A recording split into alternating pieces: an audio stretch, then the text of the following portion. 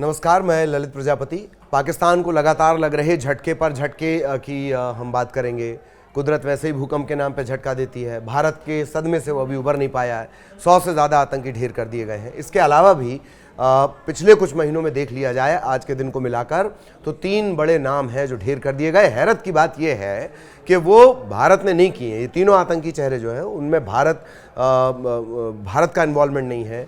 वहीं के लोकल्स की तरफ से उन्हें मारा गया है। एक एक कर बताते हैं। सबसे पहले बड़ी खबर आपको बता दें, लश्कर तैयबा का और जमात का आतंकवादी रजुल्लाह निजामनी उर्फ अबू सैफुल्लाह मारा गया। सैफुल्लाह को पाकिस्तान के सिंध में मतली फलकारा चौक के पास अज्ञात हमलावरों ने धाएं कर दिया, यानी शूट कर दिया।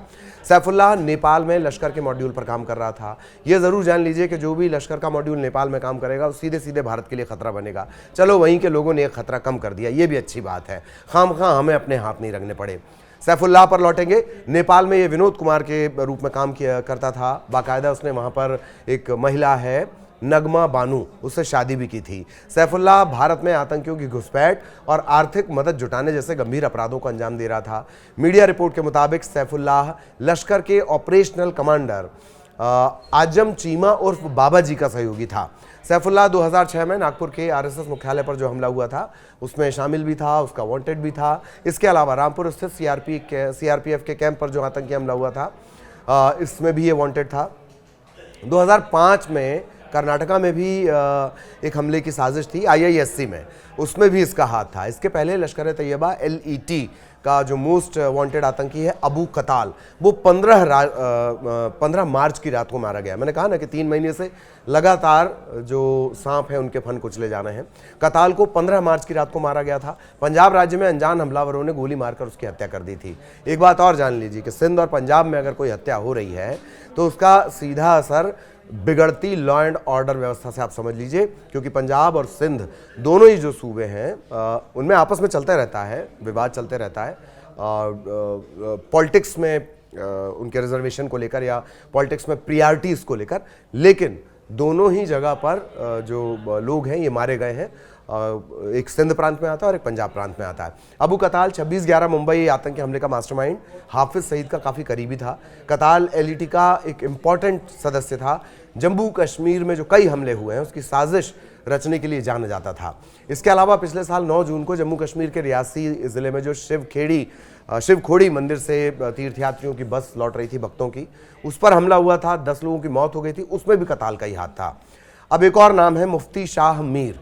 ये पाकिस्तान के बलूचिस्तान में 14 मार्च को अज्ञात हमलावरों ने इसे गोली मार दी। बलूचिस्तान में किस तरह की स्थितियां वो आप जान ही रहे हैं। बलोच में सेना तक सुरक्षित नहीं है, पूरी की पूरी ट्रेन वहाँ पर हाईजैक हो जा रही है। तो मीर को वहीं मारा गया। मुफ्ती मीर के बारे में थोड़ा सा जान लीजिए। ये ईरान से कुलभूषण जाधव को अगवा करने में पाकिस्तानी खुफिया एजेंसी ISI की इसने मदद की थी। नमाज के बाद ये मस्जिद से बाहर निकल रहा था, तभी बाइक सवार अज्ञात जो हमलावर आए और उस पर फायर कर दिए। कई गोलियां उसे मारी गई हैं। पाकिस्तान का अखबार है डॉन, उसके मुताबिक गोली लगने के बाद उसे अस्पताल भी लाया गया, जहां उसे मृत घोषित कर दिया गया, ब्रॉड डेड। तो ये वो 3 बड़े नाम हैं। ह्यूमन ट्रैफिकिंग, मानव तस्करी, हथियारों की तस्करी, इसमें ये शामिल था। मुफ्ती मीर इस्लामिक कट्टरपंथी पार्टी जमीयत उलेमाए इस्लाम का मेंबर था। तो ये तमाम ये जो 3 बड़े नाम मैंने लिए, इसमें सैफुल्लाह का ताज़ा घटनाक्रम और उसके अलावा कताल हो गया और जो मीर है, ये तीनों वहीं पर मारे गए हैं और वहाँ के लोगों ने ही मारा है। अभी साफ नहीं हो पाया किसने मारा है, लेकिन एक सिंध में, एक बलोच में और एक पंजाब प्रांत में हत्या हुई है। ये जो पाले हुए आतंकी हैं या पाले हुए सांप हैं पाकिस्तान के, उन्हें वहीं के लोग अब मार दे रहे हैं। हमें बहुत ज़्यादा मेहनत करने की ज़रूरत नहीं पड़ रही। बाकी भारत जब भी मेहनत करेगा 100 से ज़्यादा आतंकी एक बार में ढेर हो ही जाते हैं। उन सबको वहीं भेज दिया जाता है जहां 72 हुए उनका इंतज़ार कर रही होती हैं। खैर, इस घटना से जुड़ा जो भी अपडेट रहेगा वो भी आगे हम आप तक पहुँचाएंगे। नमस्कार।